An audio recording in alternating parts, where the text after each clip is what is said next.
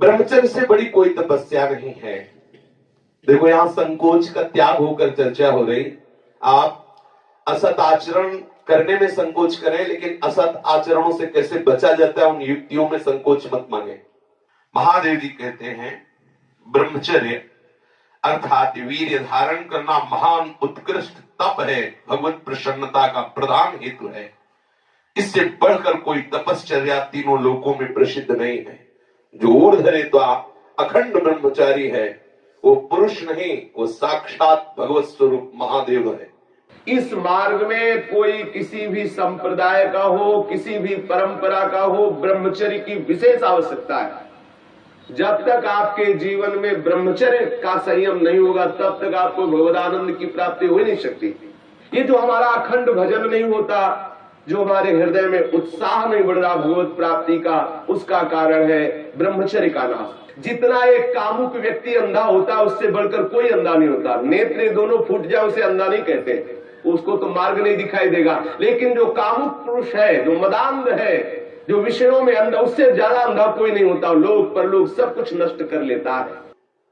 ब्रह्मचर्य की अपार महिमा है, परंतु आज हमारे नीच वातावरण में ब्रह्मचर्य को धूल धूसरित किया जा रहा है।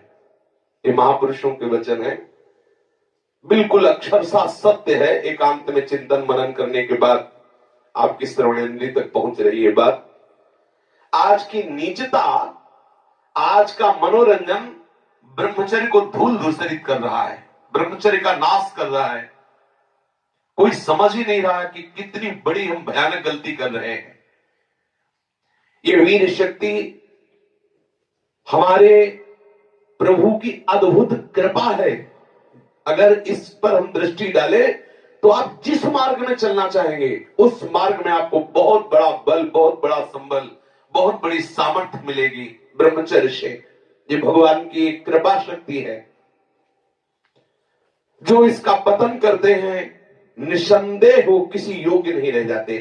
ब्रह्मचर्य का ह्रास जीवन का नाश अर्थात मृत्यु, संपूर्णतया सत्यनाश, सर्वनाश, मृत्यु, ब्रह्मचर्य नाश, सुख का नाश, आरोग्य का नाश, तेज का नाश, विद्या का नाश, बल का नाश, सामर्थ्य का नाश, स्वातंत्र का नाश, धर्म का नाश, भजन का नाश ब्रह्मचर्य के नाश पर है।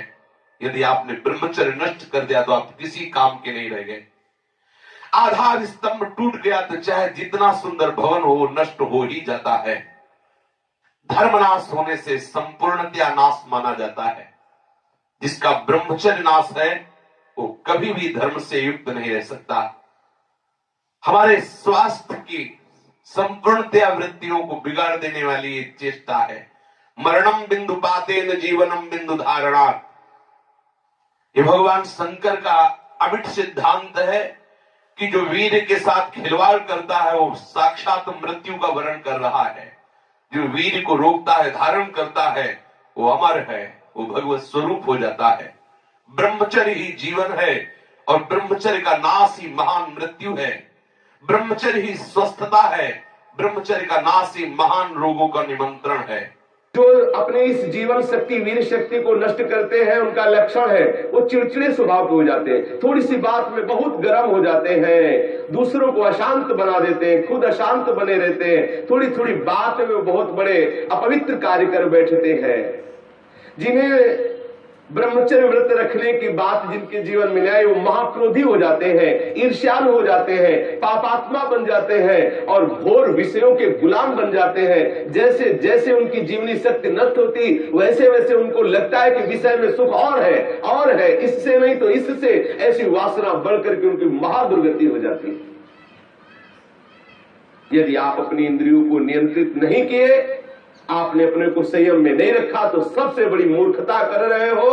आप ठगे गए, अपने आप से आप ठगे गए। सावधान, जिसने अपनी इस जीवनी शक्ति का अपव्यय कर दिया उसका जीवन नष्ट हो जाता है, कुछ भी करने लायक नहीं रहता। वो केवल एक नाटक होता रहता है, अंदर अंदर उसको वही चिंतन चलता रहता है उसी विषय सुख का।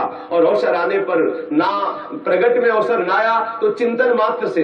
देखो, इस शरीर में कहीं भी वीर की शक्ति की थैली नहीं है, जैसे पित्त की थैली, ऐसे ऐसे अलग अलग, ऐसे कहीं भी कोई कोष नहीं है।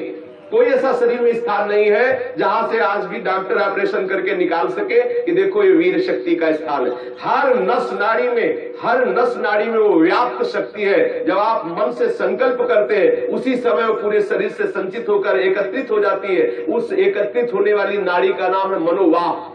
और जिस समय आपने कामता पूर्वक संकल्प, आगे वर्णन आएगा, संकल्प किया उसी समय आप बेकार हो गए। वो भले किसी कारण से बाद में वो शक्ति नष्ट हो, लेकिन बेकार आप उसी समय से हो गए। इसलिए सावधानी पूर्वक गंदे क्रियाएं, गंदे लोगों का संग और गंदे विचारों को अपने अधीन किया जाए। ब्रह्मचर्य के अभाव में हृदय सूखने लगता है। भगवत प्राप्ति की क्या, संसार की उन्नति की भी भावना नहीं रह जाती। लोक परलोक सब उजड़ा हुआ नजर आता है।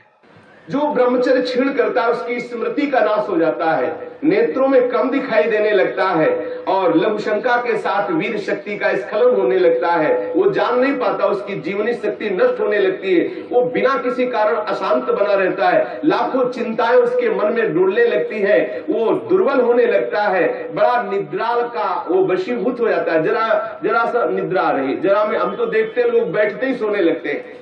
और मोटापा बढ़ जाता है, आलस्य बढ़ने लगता है, उदासी आने लगती है, हृदय में घबराहट पैदा होने लगती है, श्वास अवरोध होने लगता है, कष्ट से श्वास या श्वास तीव्र गति से चलने लगती है, यक्षमा हो जाता है, पृष्ठशूल रोग हो जाता है, कटिवात हो जाता है, शिरोवेदना बढ़ने लगती है, जोड़ों में दर्द होने लगता है, दुर्बल हो जाता है और निद्रा के समय उसका जो शक्ति है वो क्षीण होने लगती, बह जाती, उसको पता ही नहीं लगता। मानसिक अस्थिरता, विचार शक्ति की दुर्बलता, ये भयानक कमजोरियां उसके जीवन में प्रकट हो जाती हैं, जो इसे मनोरंजन समझता है। सावधान, अगर आप अशांति से हटकर शांति में जाना चाहते हो, दुख से बचकर महासुख का अनुभव करना चाहते हो, तो ब्रह्मचर्य पर दृष्टि दीजिए। ब्रह्मचर्य चारों पुरुषार्थों का, धर्म अर्थ काम का मूल है। ब्रह्मचर्य भोग और मोक्ष प्रदान करने वाला है। वीर अनंत अनमोल सिद्धि है। इसी वीर के बल से जिस देवता को चाहो तुम अधीन कर सकते हो, उसके नाश से तुम पूर्ण पतित नीच बन सकते हो। बिना ब्रह्मचर्य धारण किए हुए कोई पुरुष कदापि किसी भी श्रेष्ठ पद का अधिकार नहीं प्राप्त कर सकता। वीर भ्रष्ट पुरुष कदापि पवित्र नहीं, कदापि धर्मात्मा नहीं, कदापि महात्मा नहीं हो सकता। वो दंभ और पाखंड भले कर ले। बिना ब्रह्मचर्य के प्रत्यक्ष इंद्र भी तुच्छ है, पद दलित है। साधारण मनुष्यों की तो बात है क्या, परमार्थ के पथ पर या व्यवहार के पथ पर जिधर भी तुम जाना चाहते हो, अति आवश्यक है ब्रह्मचर्य। समस्त विद्याओं की सूक्ष्म रहस्य को प्रकाशित करने वाला ब्रह्मचर्य, समस्त वैभवों की सिद्धियों को प्रकाशित करने वाला ब्रह्मचर्य, समस्त सौभाग्य का उदय करने वाला ब्रह्मचर्य। ब्रह्मचर्य सर्वश्रेष्ठ मंत्र है। ब्रह्मचर्य सर्वश्रेष्ठ तपस्या है। ब्रह्मचर्य सर्वश्रेष्ठ बल है, स्वतंत्रता है, महान उन्नति है।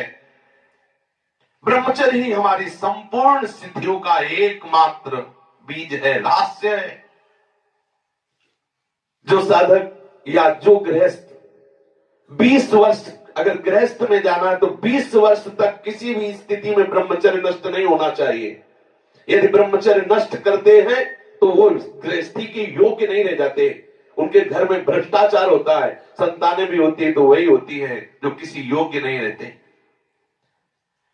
शास्त्र के सिद्धांत से चलने वाले उपासक को, अर्थात भगवत प्राप्ति के मार्ग में चलने वाले उपासक को चाहिए, अगर वो गृहस्थ है तो जब ब्याह हो उसी के बाद शास्त्र मर्यादा से ब्रह्मचर्य खंडित करे, ये उसका उपासना का स्वरूप ही माना जाएगा। लेकिन यदि वैरागी है, भगवत मार्ग का पथिक है, तो अष्ट मैथुनों से बचे। गृहस्थ हो तो उचित संतानोत्पत्ति के लिए भगवत प्रार्थना से युक्त होकर, हे करुणा निधान, मैं आपकी आज्ञा का पालन करने के लिए अपने ब्रह्मचर्य को क्षीण करता हूँ। आपकी कृपा प्रसाद से मैं आपकी प्राप्ति के लिए गृहस्थ धर्म रूपी पूजा आपको स्वीकार करने के लिए प्रार्थना करता हूँ। प्रभु, ये पूजा है, आप स्वीकार कीजिए। वो गृहस्थ धन्य है जो ब्रह्मचर्य पूर्वक संतानोत्पत्ति की क्रिया करके भगवान की आराधना करता है। जो विरक्त संपूर्ण रूप से ब्रह्मचर्य है उसको विशेष साधना नहीं करनी पड़ती, अपने आप भगवती स्मृति अखंड होने लगती है, क्योंकि महाआनंद स्वरूप ब्रह्मचर्य है।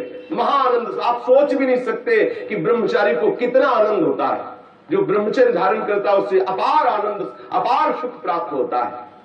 सभी सुखों में सर्वाधिक नष्ट करने वाला सुख एक काम सुख है, सबसे ज्यादा पतन करने वाला यह सुख है, सबसे ज्यादा नाश करने वाला सुख है। इसलिए सावधान, विषय सुख के लिए आप अपने ऐसे अमूल्य जीवन को नष्ट मत कीजिए। पहले जो गृहस्थ जन होते थे ब्रह्मचर्य, 25 वर्ष तक तो सब कोई ब्रह्मचर्य रहता था, चाहे वो गृहस्थ हो, चाहे वो विरक्त में जाना हो, चाहे वो जिस मार्ग में जाना हो। 25 वर्ष तक तो सबकी नींव ब्रह्मचर्य से युक्त होती है। अब 25 वर्ष तक तो हजारों दुर्गति हो जाती है, क्योंकि ऐसे ऐसे साधन चल चुके हैं, ऐसा कुसंग हो चुका है, वो दृश्य देख देख करके उनकी भावनाएं दूषित हो गई, वो अपने को नष्ट कर लेते हैं। फिर क्या रह गया जीवन? ये अमूल्य मनुष्य जीवन किस काम का रह गया?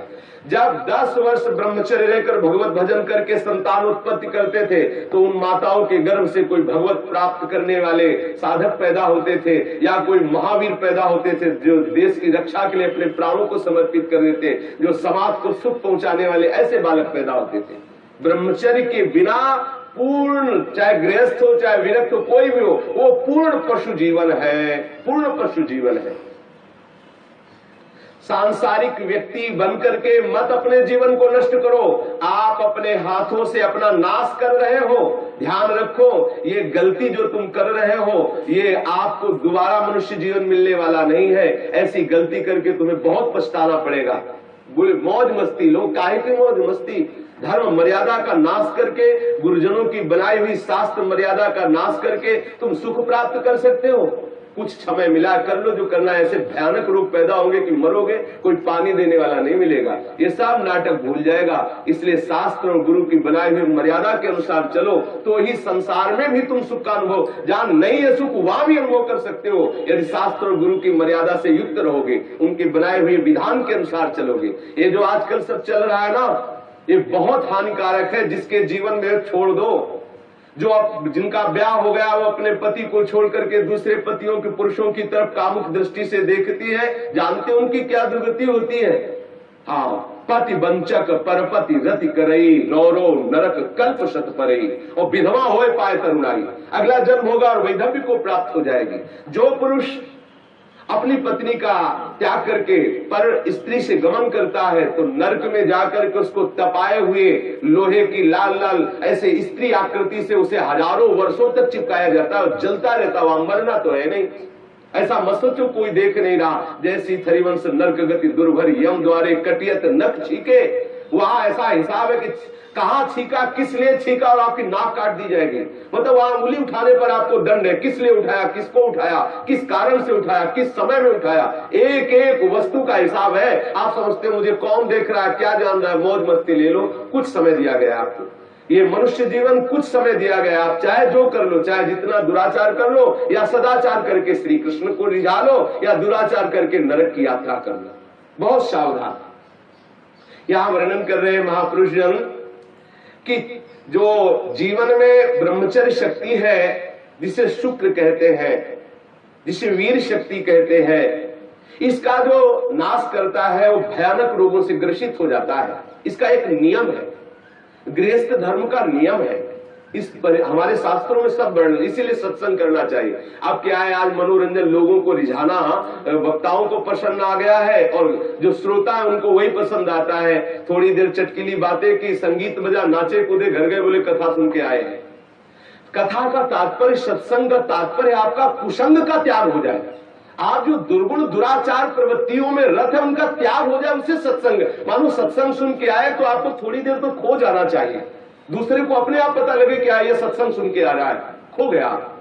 अपने अंदर की कमियों को देख देख करके वो रो रहा है, हे करुणा निधान, मैं इतना नीच हूं, अभी तक तो मैं जान ही नहीं पा रहा था कि ये गलतियां हैं, मैंने कितनी गलती की, हे करुणा निधान, अब मुझे इन गलतियों से उबारो। सत्संग वो वस्तु है जो अपनी ब्रह्मचर्य शक्ति को नाश करता है, तो उसकी शारीरिक शक्ति नष्ट हो जाती है, चेहरा पीला होने लगता है, चेहरे में झुर्रियां पड़ने लगती हैं, नेत्रों की शक्ति जाती रहती है, नेत्रों के आसपास नीली नीली रेखाएं प्रकट हो जाती हैं, आंखें धस जाती हैं और चेहरे में वो कांति नहीं रह जाती, अर्थात कांतिहीनता आ जाती है, याददाश्त नष्ट हो जाती है। वस्तु रख दी, भूल गए, कोई आज्ञा भूल गए। क्यों भूल गए? क्योंकि ब्रह्मचर्य नहीं, मेधा शक्ति क्षीण हो गई। भगवत स्मरण करोगे, कैसे भजन होगा? क्योंकि भजन वाली वस्तु तो आपने नष्ट कर दी। खिलवाड़ समझते हो क्या इससे? ये मनुष्य जीवन आपको मिला है भगवत प्राप्ति के लिए। सावधान, संतान भी प्रकट होगी तो महावीर और भगवान का प्रेमी महात्मा पैदा होगा यदि आप ब्रह्मचर्य से रहोगे। और कुमारगामी रहोगे तो अप्पू गप्पू पैदा होंगे, भी जूतों से मारेंगे आपको और बुढ़ापे में पानी नहीं देंगे, सड़ोगे ऐसे पड़े। जो सावधानी पूर्वक इसकी रक्षा नहीं करते उनको अनेक बार बड़ी बड़ी भारी विपत्तियों को भोगना पड़ता है। आप क्या समझते हो? जिस वीर शक्ति से ऐसे सुंदर संतान की उत्पत्ति होती है, उसी वीर शक्ति को आप मनोरंजन में नष्ट कर रहे हैं। ये हत्या है, हत्या। शास्त्र वर्णन करते हैं आपको भोगना पड़ेगा उसका दंड। जैसे माताओं के गर्भ में पलते हुए शिशु को वो गर्भ हत्या जैसे पाप कर देती है, ऐसे पुरुषों को सावधान रहना चाहिए। संतानोत्पत्ति के निमित्त से किया गया ब्रह्मचर्य खंडित भगवत उपासना माना जाएगा और अपनी वासना से प्रेरित होकर ब्रह्मचर्य नष्ट करना या अन्य उपायों से ब्रह्मचर्य नष्ट करना वो हत्या में लिखा जाएगा। इसीलिए अंतःकरण मलिन हो जाता है और भगवत भजन का केवल वो एक क्रिया मात्र होने लगता है, आनंद का अनुभव नहीं होता। आपको यदि भगवत प्रेम प्राप्त करना है, भगवत भक्ति प्राप्त करना है, तो आप अपनी जीवनी शक्ति की रक्षा कीजिए। आप अपनी जो आंतरिक वृत्ति कामुक हो चुकी उसको संभालने की चेष्टा कीजिए। जो अपने स्नायु तंत्र को पुष्ट रखना चाहते हैं उनको अपनी इस मूर्खता को खोना होगा। क्या मूर्खता? वो सोचते हैं कि मैं विषय में अपनी ब्रह्म शक्ति को नष्ट करके, बादाम पा करके, दूध पी करके, मकरध्वज खा करके और हम अपने को फिर पुनः पुष्ट कर लेंगे। ध्यान रखना, ये जितना पाओगे उतनी वासना पुष्ट होगी। जिसके चेहरे की तरफ देखो ऐसा लगता है जैसे किसी मकान में आग लगा दी जाए तो फिर वो मकान की शोभा क्या होती है। ऐसे जिसके जीवन में पुण्य नहीं रह गए, भगवत आराधन नहीं रह गया, ब्रह्मचर्य नहीं रह गया, सदाचार नहीं है, बड़ों का सम्मान नहीं, उसका जीवन क्या है? जीवन कैसा पशुवत जीवन हो रहा है। छोटे छोटे अभी बच्चे 15-16 वर्ष के माता पिता के अवहेलना करके मनमाना आचरण करते हैं। ये जो ब्रह्मचर्य, इस पर विशेष ध्यान दिया जाए। यदि हम ब्रह्मचर्य पर ध्यान नहीं देते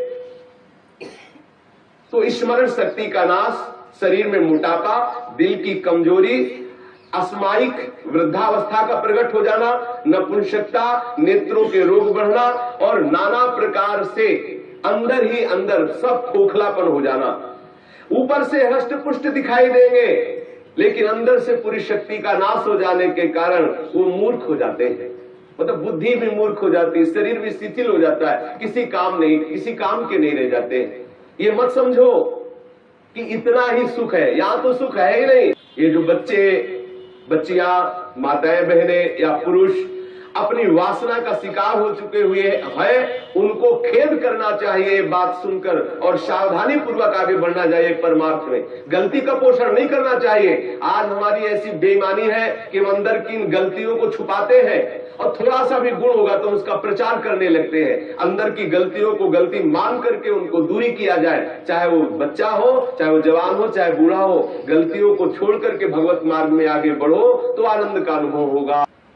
ये प्राणों की पूर्ण शक्ति है, जीवनी शक्ति है, इसे व्यर्थ में नष्ट मत करो। सावधान हो। देखो आप थोड़ी देर ब्रह्मचर्य रह करके देखो, आपके नेत्रों में चमक आ जाएगी, आपके कपोलों पर लावण्य आ जाएगा, आपके हृदय में बिना कुछ किए एक आनंद की लहर सी दौड़ती रहेगी। थोड़े दिन रह के देखो। कुछ दिन ब्रह्मचर्य रहने पे कष्ट का अनुभव होता है। जब अंदर वासना होती है ना, वो प्रेरित करती है। जैसे जैसे ब्रह्मचर्य बढ़ता वैसे वैसे अंदर आह्लाद होता है। वो हम आह्लाद को नहीं सह पाते तो लगता है कि यदि ब्रह्मचर्य क्षीण हो जाए तो मुझे सुख मिलेगा, ऐसा लगता है। यदि सत्संग हो और भजन पूर्वक हम जीवन व्यतीत करें, सदाचार पूर्वक भोजन शुद्ध हो, तो कुछ ही महीने में वो ब्रह्मचर्य जब पकने लगता, थोड़ा सा आनंद अनुभव होते, सहने लगता। पहले तो थोड़ा कष्ट होता है। अगर 1 वर्ष ठीक ब्रह्मचर्य रह जाए और कुसंग ना हो तो इतना आनंद उसको अनुभव होने लगेगा, देखेगा नहीं इसी नारकी खेलों की तरफ, इधर संसार के इन दुर्गुण दुराचारों की तरफ देखेगा भी नहीं, पर कुसंग ना होने पावे। अगर कुसंग होगा तो 20 वर्ष ब्रह्मचर्य रहने के बाद भी पतित हो जाएगा। कुसंग से सर्वदा बचता रहे। 1 वर्ष अगर ब्रह्मचर्य, हो सकता है थोड़े दिन कठिन लगे क्योंकि गलत अभ्यास हो गए, 1 वर्ष ब्रह्मचर्य रहिए। अपने आप स्वाभाविक जो क्रिया होती है उस पर दृष्टि मत डालिए, आप अपने संकल्प से कोई गलत कार्य मत कीजिए और ब्रह्मचर्य रहिए, तो आपको आनंद का अनुभव होने लगेगा। भजन करना नहीं पड़ता, अपने आप भजन होता है। नींद कम हो जाती है, आसनों पर जितनी देर चाहो आराम से बैठ सकते हो, और कोई भी रोग हो वो अपना पूरा प्रभाव नहीं डाल सकता क्योंकि आपके अंदर ब्रह्म शक्ति विराजमान है। जो ब्रह्मचर्यहीन हो जाता है वो भजन का लाभ नहीं ले सकता है। मन, प्राण तथा ये ब्रह्मचर्य, ये तीनों एक ही है। जिसका ब्रह्मचर्य ठीक, उसके प्राण सूक्ष्म हो जाते हैं और मन शांत होने लगता है। जिसका ब्रह्मचर्य ठीक नहीं, स्थूल प्राण होने लगते हैं। पहचान है, ऐसे भैंसे की जैसे श्वास निकलती, जब सोते तो बड़े भारी ऐसे घोटे शोरगुल होता है, स्थूल प्राणों का लक्षण है। और मन उनका चंचल होता है, उनकी श्वास, उनका मन, उनका ब्रह्मचर्य, तीनों क्षीण होने से फिर न कोई भजन होता है, न कोई साधन होता है, न कोई चिंतन होता है। जिसकी श्वास स्थूल होती, मन चंचल होता है, उसका चिंतन एकाग्र नहीं होता है। ये बहुत काम की बात है, इसे संभाल कर रखिए। मत समझिए कि कोई साधारण बात हो रही, इसको संभाल लीजिए। यदि आप विरक्त हैं तो संपूर्ण रूप से आप सावधान हो जाइए। यदि गृहस्थ हैं तो संयम में आ जाइए। एक पत्नी व्रत धारण करते हुए, संतानोत्पत्ति की भगवत पूजा का भाव रखते हुए ही गृहस्थ धर्म में ब्रह्मचर्य को खंडित कीजिए, अन्यथा ब्रह्मचर्य को धारण कीजिए। सावधान रहिए।